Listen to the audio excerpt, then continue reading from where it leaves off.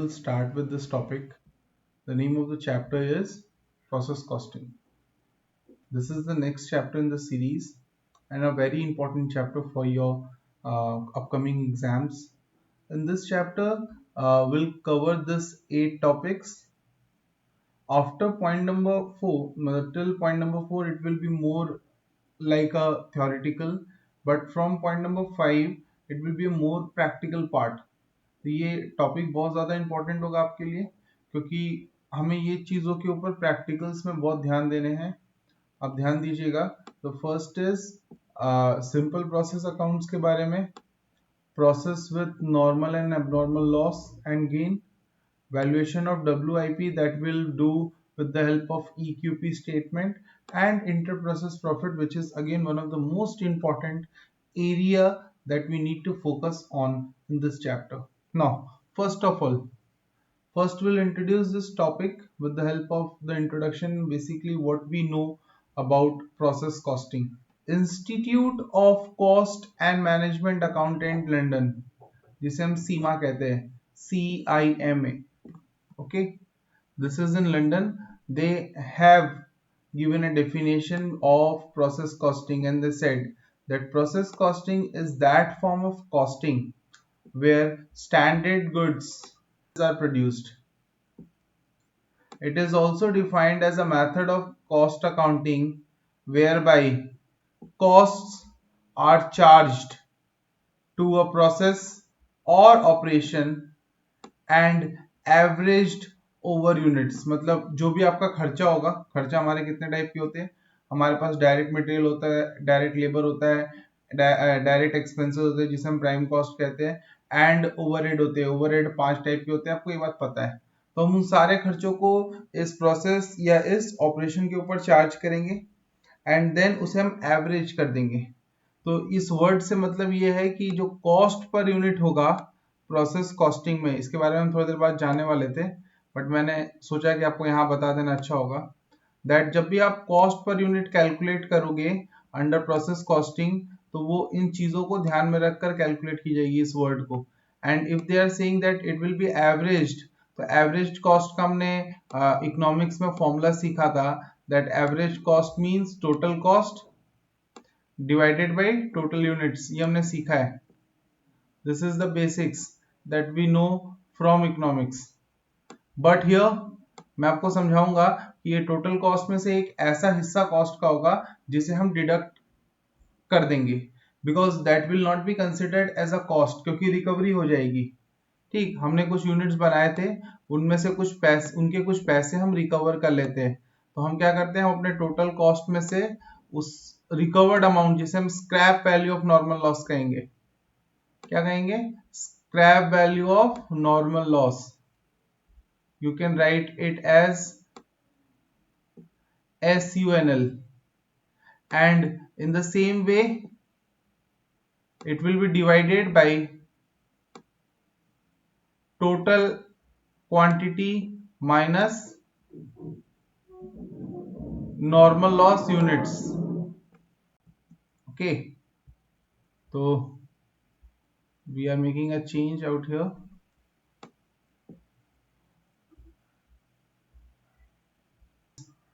Process costing क्या होती है, कैसी होती है, हमें कुछ फीचर्स जानने होंगे प्रोसेस कॉस्टिंग के। प्रोसेस कॉस्टिंग में हर एक प्लांट को या फैक्ट्री को हम डिवाइड करते हैं इनटू प्रोसेसेस। इन प्रोसेसेस को हम कॉस्ट सेंटर भी कहते हैं या कभी कभी डिपार्टमेंट्स कह सकते हैं। एंड ये बहुत इंपॉर्टेंट चीज थी, each such sub division is a stage of process और ऑपरेशन। ये हर सब डिवीजन को हम क्या मानते हैं, stage of operation of such process. अच्छा, दूसरा ये बहुत इंपॉर्टेंट है, जो भी आउटपुट एक प्रोसेस प्रोड्यूस करेगा वो आउटपुट दूसरे प्रोसेस का इनपुट बन जाएगा। मैं आपको दिखा रहा हूं, सपोज ये बॉक्स है, आप ध्यान से देखिए, हमने इसके अंदर एक इनपुट डाला, suppose I stands for input. यहां से हमें 2 प्रोडक्ट मिले, सपोज एक मिला P1 and the second is P2. It may happen कि P2 is not sellable and इसे हमें सेकेंड प्रोसेस के अंदर पुट ऑन करने के बाद फिर से एक आउटपुट मिलता है. Suppose that will be named as P3. Okay, now see, P2 was the output of process 1 का आउटपुट है and it became the input in next process which again produces an output.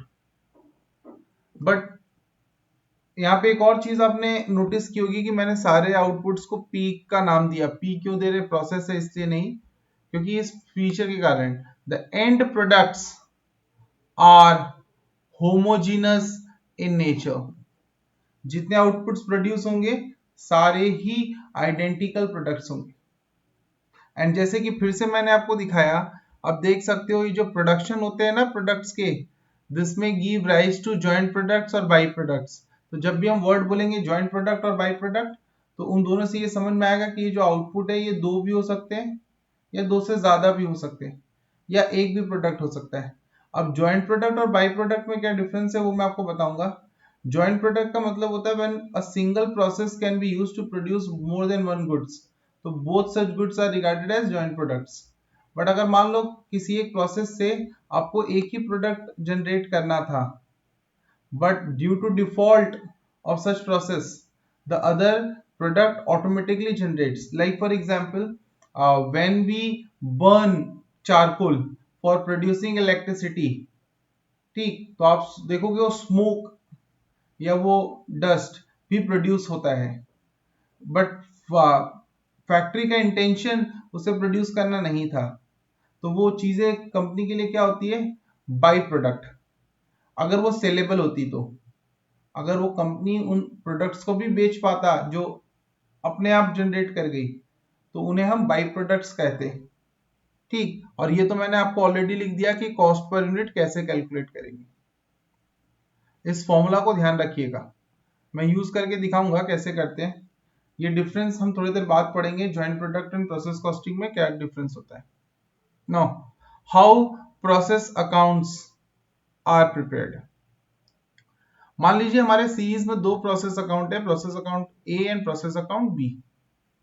This W, सबसे पहले हम क्या करते हैं, क्योंकि ये एसेट है तो इनके हम ओपनिंग बैलेंस लिखेंगे. मैं आपको बता दूं, ये जो बैलेंस मैंने बीडी बोलकर लिखा है दैट इज फॉर डब्ल्यूआईपी. ठीक, डब्ल्यूआईपी का मतलब होता है इनकम्प्लीटेड यूनिट्स, जिसे हम वर्क इन प्रोग्रेस कहते हैं.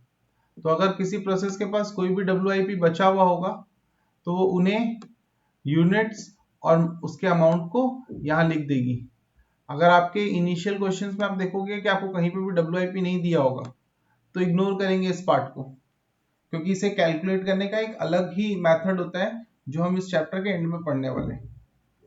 इसके बाद क्या होगा भैया, मान लीजिए आपको कोई भी मटेरियल दिया, अगर यूनिट्स दिए तो यूनिट यहां लिखेंगे एंड अमाउंट यहां. लेबर का यूनिट्स नहीं होता, ओवरहेड्स के भी यूनिट्स नहीं होते, इन दोनों को हम सिर्फ अमाउंट कॉलम में लिख रहे हैं. Same way for royalty. Okay, now normal loss ये क्या होता है भैया, sometimes certain particular process have an inherent character of losing certain units during the process. जैसे वो अगर मान लो एक बाल्टी पानी भर के मैं या आप थोड़ी दूर चलते हैं, तो ऐसा जरूर होगा कि उस बाल्टी में से कुछ पानी गिर जाएगा, तो एक एंटिसिपेशन होता है कि इतना तो लॉस होगा ही. तो ये जो मिनिमम एक्सपेक्टेड लॉस है ना, इसे हम नॉर्मल लॉस कहते हैं. ये प्रोसेस पहले से ही मान लेता है कि अगर हमने 100 यूनिट डाला तो 5 यूनिट तो लॉस होगा ही होगा. ना ये नॉर्मल लॉस के जो यूनिट्स होंगे ये आपको कैलकुलेट करने होंगे कैसे, एज अ परसेंटेज. किसका, ये जनरली कैलकुलेट होता है percentage of input.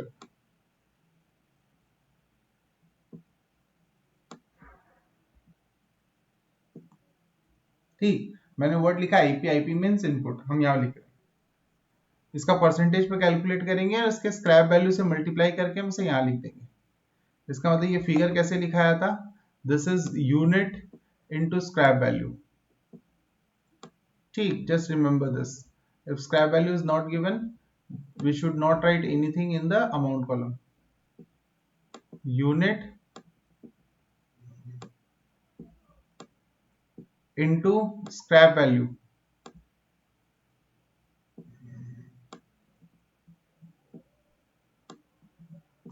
Clear? Now, if suppose I'm expect मैंने 100 यूनिट्स एक इनपुट डाला एंड द प्रोसेस एक्सपेक्ट्स कि 10% लॉस हो गई, तो नॉर्मल आउटपुट कितने का होना चाहिए था?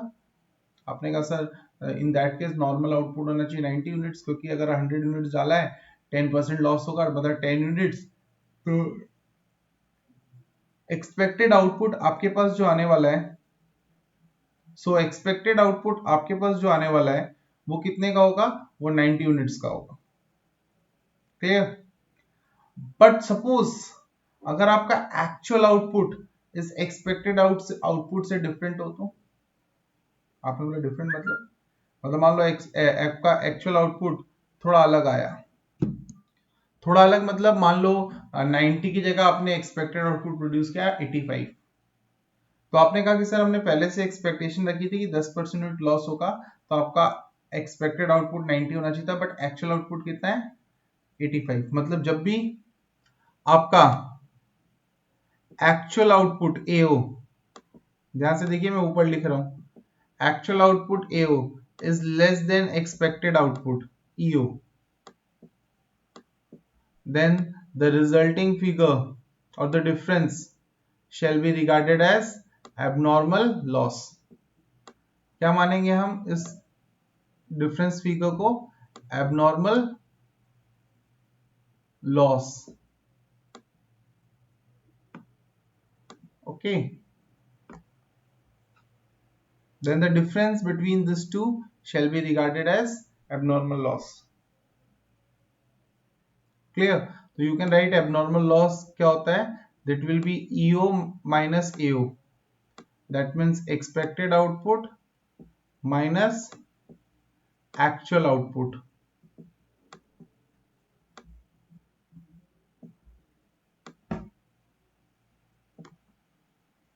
क्लियर? तो आपको जो भी यूनिट्स मिलेगी आप यहां लिख दोगे। Now if reverse is possible, मतलब that means actual output is more than expected output, then the difference shall be regarded as abnormal gain. And as we know that an output of one process is transfer to next, तो ऐसा हो सकता है कि आपने कुछ output next में transfer किया। Now we need to see this very carefully.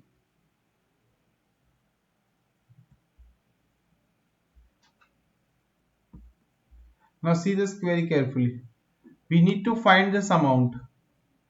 One in this area, one for this transfer, and one for abnormal gain. All these three figures, that means abnormal loss, transfer to next process, and abnormal gain, should be valued on the basis of cost per unit. किस पे basis पे value करेंगे? On the basis of cost per unit. So therefore cost per unit CPU shall be calculated as total cost जो debit हुआ है less scrap value of normal loss जो भी है आपने रिकवर किया, divided by total units into minus normal loss units. Clear? इसके help से हमें क्या मिलेगा? Cost per unit. अब हम देखेंगे इन सम्स को कैसे सॉल्व किया जाए। चलिए तो हम लोग स्टार्ट करते हैं सॉल्यूशंस करना। फर्स्ट, अब ध्यान से क्वेश्चन नंबर 1 को पढ़िएगा। क्या कह रहा है क्वेश्चन नंबर 1? क्वेश्चन नंबर 1 कहता है कि एक फैक्ट्री है जिसमें एक प्रोडक्ट, याद रखिए, एक प्रोडक्ट को 3 डिफरेंट स्टेजेस से पास ऑन करना होता है। ये 3 स्टेजेस क्या थे? Process 1, process A, process B, process C. Before completion मतलब वो बिफोर फाइनल प्रोडक्ट बने उसके पहले उसको 3 प्रोसेस से पास ऑन होना होगा। फ्रॉम द फॉलोइंग इंफॉर्मेशन आपको प्रिपेयर करना है process A account. This will be a question from simple process account without any loss. तो आप अपने कॉपी में हेडिंग लिख के रखिएगा, simple process account without loss. Clear?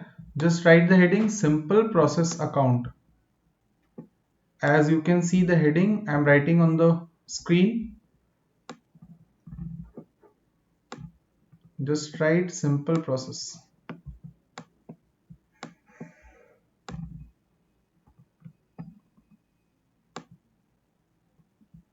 Clear?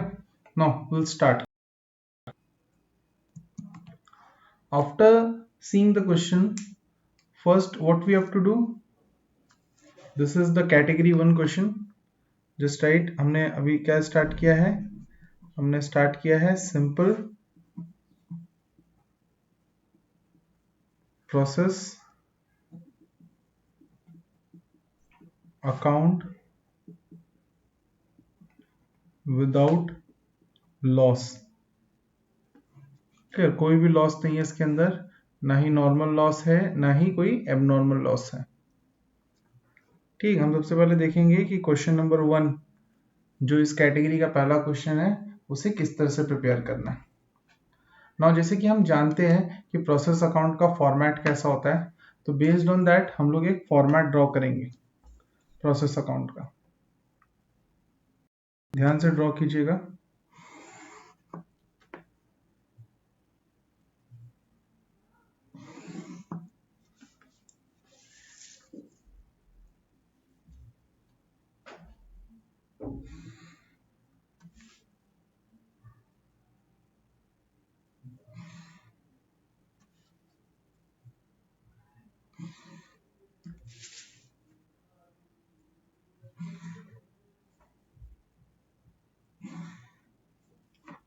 Clear? हमने एक फॉर्मेट बनाया कि प्रोसेस अकाउंट कैसा दिखेगा।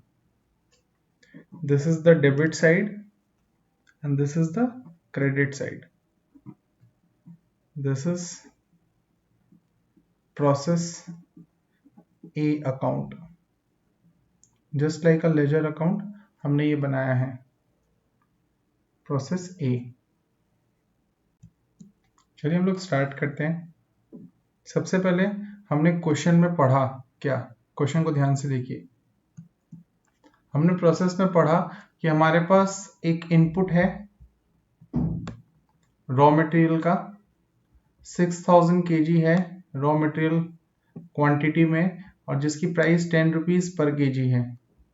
हमारे पास डायरेक्ट वेजेस है 12,000 के हमने पे किए हैं और हमारे पास चार्जेबल एक्सपेंसेस है 4,000 के। फिर क्वेश्चन कह रहा है कि हमारे पास फैक्ट्री ओवरहेड भी है 20,000 का, बट उसमें से सिर्फ 40% ही इस प्रोसेस में चार्ज किए जाएंगे। इसका मतलब इसके 40% हम कहाँ लिख देंगे? इस प्रोसेस में। The output of this process process B में ट्रांसफर होने वाला है फर्दर प्रोसेस के लिए। क्वेश्चन ऐसा साफ साफ कह रहा है, मतलब इस प्रोसेस का जो भी आउटपुट होगा उसे हम प्रोसेस बी में ट्रांसफर कर देंगे। क्लियर? हमने सारे फिगर्स देख लिए। Now will see the question. ध्यान से देखिए, हमने फॉर्मेट को कंप्लीट किया। Particulars, this is unit amount, particulars unit amount. हमने इसमें कोई भी डेट कॉलम नहीं बनाया क्योंकि ये प्रोसेस अकाउंट एक पर्टिकुलर डेट पे बनने वाला है। हमने लिखा टू मटेरियल 6000 kg 10 रुपए करके, मतलब 60,000 रुपए का था। फिर उन्होंने डायरेक्ट वेजेस के बारे में बताया था जो 12,000 रुपए थे। यूनिट नहीं होता उसका, मैंने आपको आई थिंक पहले भी क्लियर किया। नेक्स्ट उन्होंने चार्जेबल एक्सपेंसेस के बारे में बताया,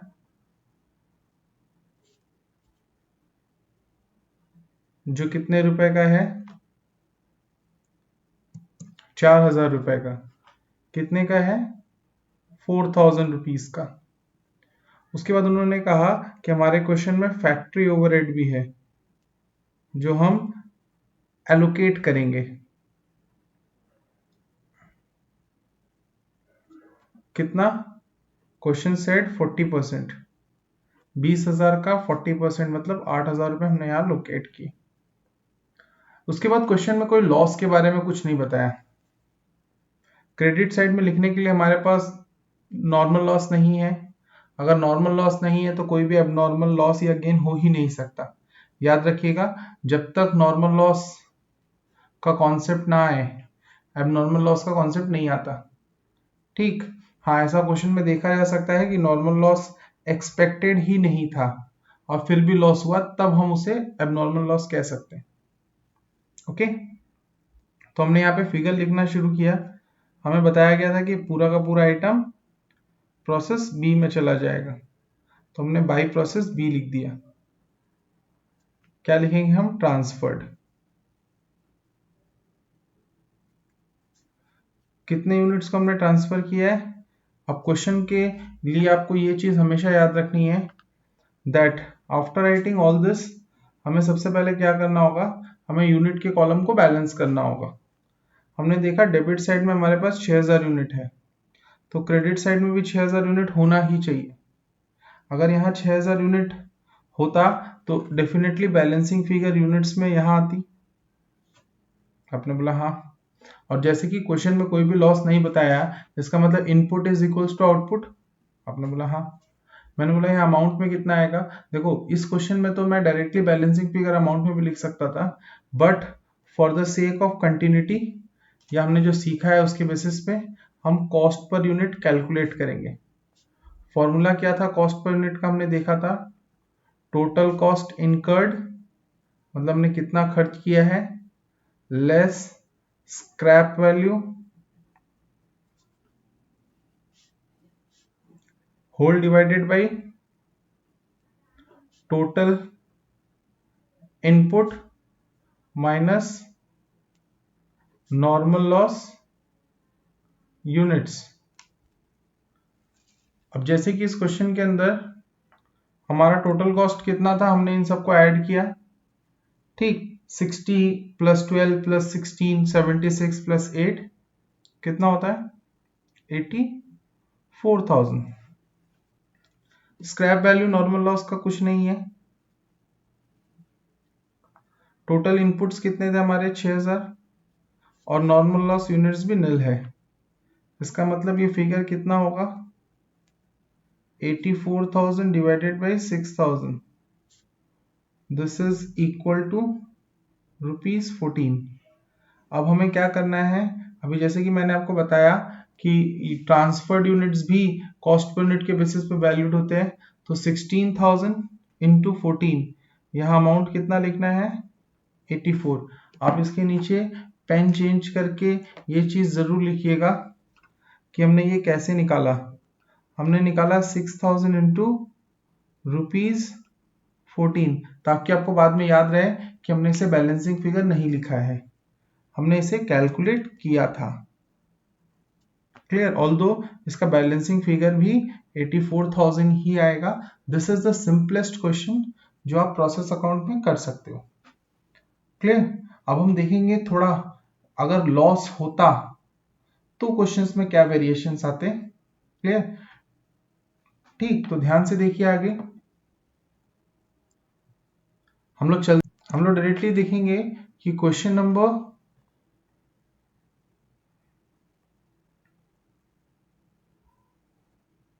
4 की तरफ, कि क्वेश्चन नंबर 4 ये क्वेश्चन विथ नॉर्मल लॉस है। The second category of questions can be from this area. Clear, where process account needs to be drawn in a case where there is a normal loss. ठीक, तो आप देखिए हम इस question को किस तरह से बनाते हैं। कंटिन्यू कीजिए अपनी कॉपी में फिर से एक फॉर्मेट ड्रॉ कर लीजिए और ड्रॉ करने के बाद फिर से हम पुट करना। आप लोग जल्दी अपना फॉर्मेट कंप्लीट कर लीजिए।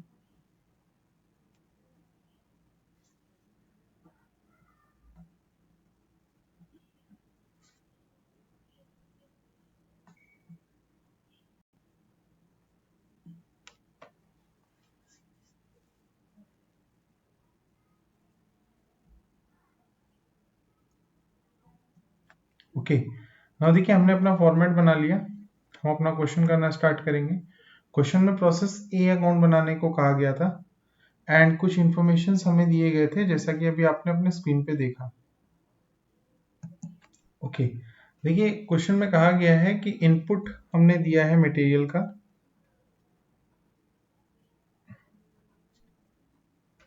1000 यूनिट्स है। क्वेश्चन के अंदर अदर इनपुट्स के बारे में बताया गया है, तो हमने अदर मटेरियल, इसका सिर्फ अमाउंट बताया गया है और यूनिट्स नहीं।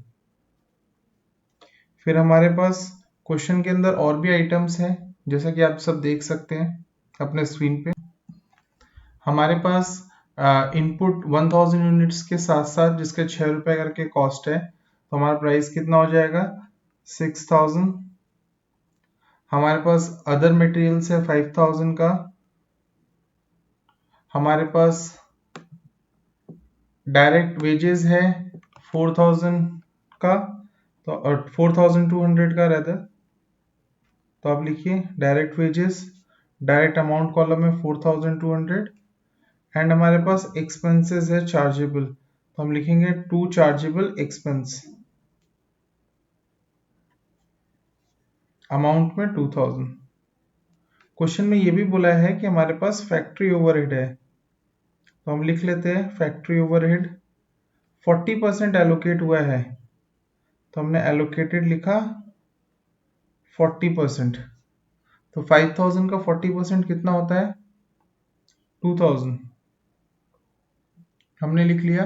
क्वेश्चन में ये लाइन ध्यान से देखिएगा, क्वेश्चन कह रहा है कि 5% of the input introduce process में स्क्रैप्ड हो गया, इसका मतलब इट्स अ लॉस। तो हमने अपने क्रेडिट साइड में जाके लिखा जिसे हमने 4 रुपए करके बेचा है। क्वेश्चन ये कह रहा है क्लियरली, तो ध्यान से देखिए। हमने अपने प्रोसेस अकाउंट के क्रेडिट साइड में लिखा बाय एबनॉर्मल लॉस, कितना 5% ऑफ इनपुट मतलब 1000। तो 5% ऑफ 1000 कितना होता है इट्स 50 यूनिट्स। 4 रुपीज करके अगर सेल करेंगे तो the price collected will be 200। Now question के अंदर बाद में कुछ भी बोला एंड क्वेश्चन में स्टार्टिंग बोला था कि 3 प्रोसेसेस है, तो जो भी यहाँ बचेगा उसे हम प्रोसेस बी में ट्रांसफर कर देंगे, इट्स ट्रांसफर्ड। एक्चुअली क्वेश्चन में आउटपुट नहीं बताया, तो हम लोग मानेंगे कि जो भी कुछ बचा है सब आउटपुट है। याद रखिएगा मैंने आपको अभी क्या बताया था कि यूनिट कॉलम को बैलेंस करते हैं, हमें क्वेश्चन में एक्चुअल आउटपुट नहीं बताया, तो हम मानेंगे कि जो भी आउटपुट होना चाहिए था वो हुआ है। दैट मीन्स 1000 माइनस 50, तुम्हारे पास 950 यूनिट्स प्रोड्यूस्ड हुआ होगा and this will be valued on the basis of cost per unit. तो कॉस्ट पर यूनिट का फॉर्मूला क्या था, total cost minus scrap value divided by units minus normal loss units. तो देखिए total cost कितना है इस तरफ में 6 plus 5 11, 11 plus 8 19, 200 minus 200 divided by 1000 minus 50। when we'll solve this कितना अमाउंट हमें मिल रहा है, कैलकुलेट करो fast that what is the amount left।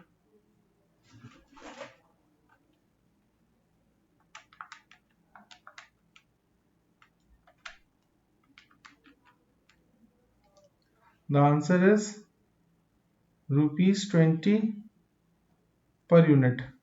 That means ये वैल्यूएशन कितने का हो जाएगा, लिखिएगा 19,000 का। फिर से आप बैलेंसिंग फिगर लिख सकते थे, बट मैंने जैसे कि आपको कहा कि हम यहाँ पे क्या कर रहे हैं, हम बेसिक्स को फॉलो कर रहे हैं, तो हम यहाँ लिखेंगे 950 into 20। This is the amount जो यहाँ आया है। क्लियर? तो आपको समझ में आया कि नॉर्मल लॉस का ट्रीटमेंट कैसे होता है। क्लियर? नाउ मूव अहेड, हम लोग कुछ आगे क्वेश्चंस नए करते हैं। चलिए अभी हम लोग क्लास वर्क करेंगे क्वेश्चन नंबर 8 को, and question number 5, 6, 5 and 7 and 9 will be your homework for today. Okay, तो मैं आपको दिखाता हूं कि विथ एबनॉर्मल लॉस ये अकाउंट किस तरह से ड्रॉ होते हैं। तो आप फिर से क्या कीजिएगा, आप अपने कॉपी में फॉर्मेट ड्रॉ कर लीजिए प्रोसेस अकाउंट का, एंड हम उसी के साथ कंटिन्यू करते हैं हमारा ये सॉल्यूशंस एंड बाकी चीजें। क्लियर?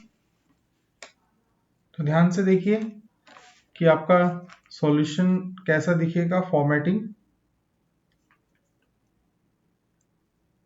आप लोग अपने कॉपी में हेडिंग दे दीजिएगा process account with abnormal loss. Clear? तो हमें कौन सा प्रोसेस बनाना था, हम क्वेश्चन में देखते हैं फिर से एक बार। क्वेश्चन में लिखा है कि हमें प्रोसेस 2 अकाउंट बनाना है, ठीक, एंड हमारा प्रोसेस 1 से हमारे पास कुछ ट्रांसफर होके आया हुआ है, प्रोसेस 2 ने कुछ मटेरियल ऐड किया जिसकी यूनिट्स नहीं दी है, लेबर कॉस्ट है, और प्रोडक्शन ओवरहेड जो एलोकेट हुआ है वो भी लिखा हुआ है। ठीक है, तो चलिए पहले हम इन आइटम्स को पुट कर लेते हैं, किस तरह से देखते हैं। तो देखिए हमने अपने फॉर्मेट को कंप्लीट किया, particulars, unit amount,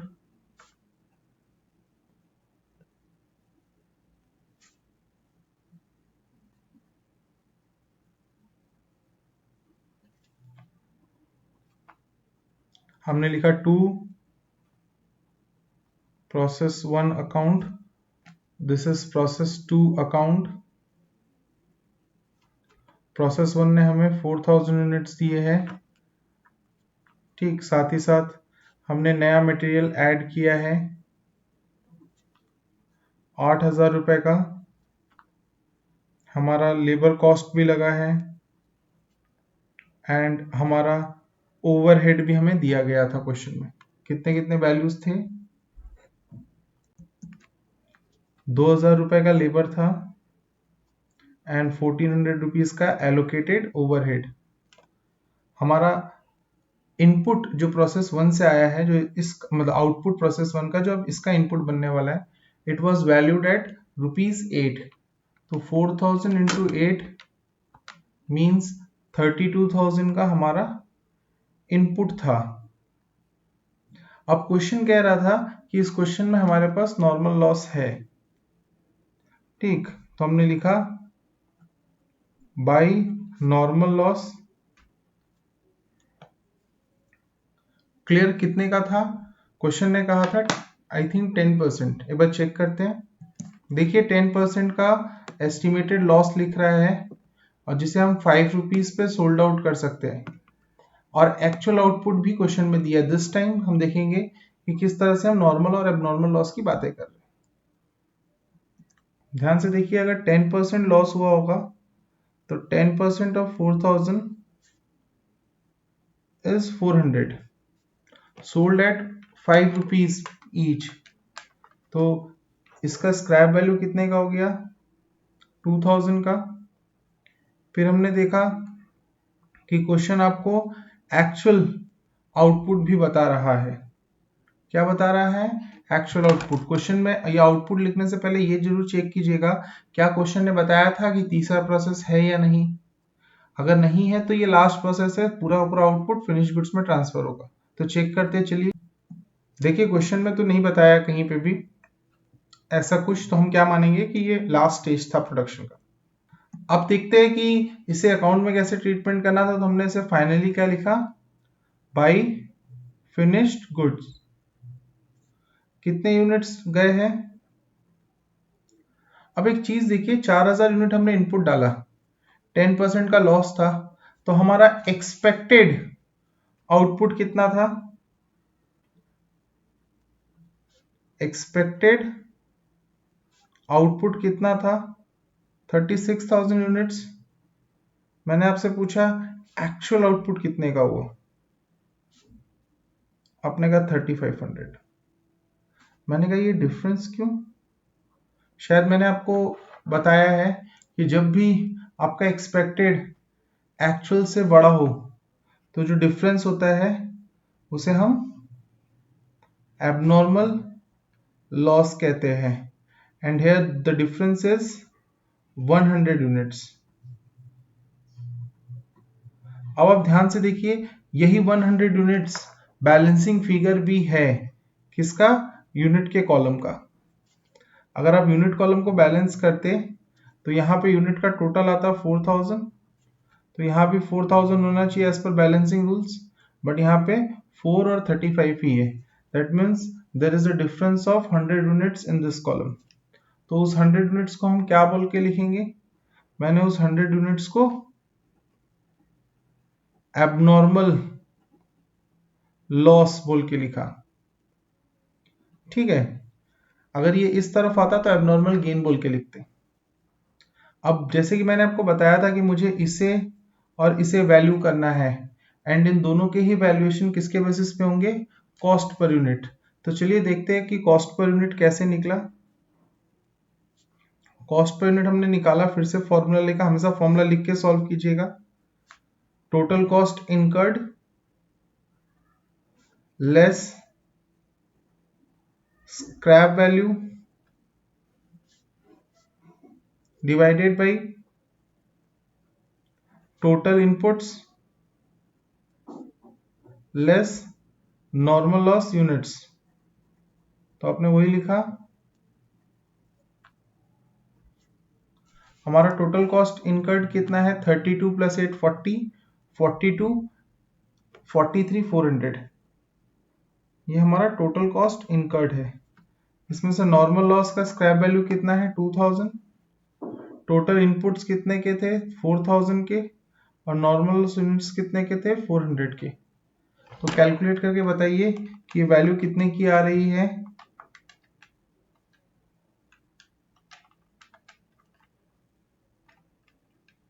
$43,400 minus 2000 divided by 3600 units. The answer is 11.5 per unit. Now we know कि ये दोनों ही आइटम 11.5 रुपीज के बेसिस पे वैल्यूड होंगे। तो 100 into 11.5, the amount is 1150, and 3500 into 11.5, the amount will be 40,250। Now check, आप ध्यान दीजिएगा, आपका अमाउंट कॉलम भी बैलेंस हो चुका होगा। कभी कभी ऐसा होता है कि ये कुछ पॉइंट्स के लिए डिफरेंसेस आए, इसीलिए मैं हमेशा डेसिमल्स को 4 डिजिट्स तक लेता हूँ। Decimal should be at 4 digits, ठीक। तो इधर का टोटल कितना आ रहा था? 43,400, एंड चेक कीजिए उस तरफ भी इतने का ही है। अगर आप इन सबको ऐड करोगे तो द बैलेंस विल बी 43,400। तो आज आपको समझ में आया कि हमने ये सॉल्यूशंस कैसे किए, and this is the final process account in front of you. Clear? In the next class we'll take up some more topics. Till then आप लोग कुछ क्वेश्चंस होमवर्क बनाइएगा, मैं आपको बता रहा हूं अभी। ये क्वेश्चंस आपके लिए होमवर्क रहेंगे, क्वेश्चन नंबर 2, 3, 5, 7, 9 एंड 12। ये क्वेश्चंस आज आप बनाओगे। Before next class please do complete this questions. Okay, thank you everyone.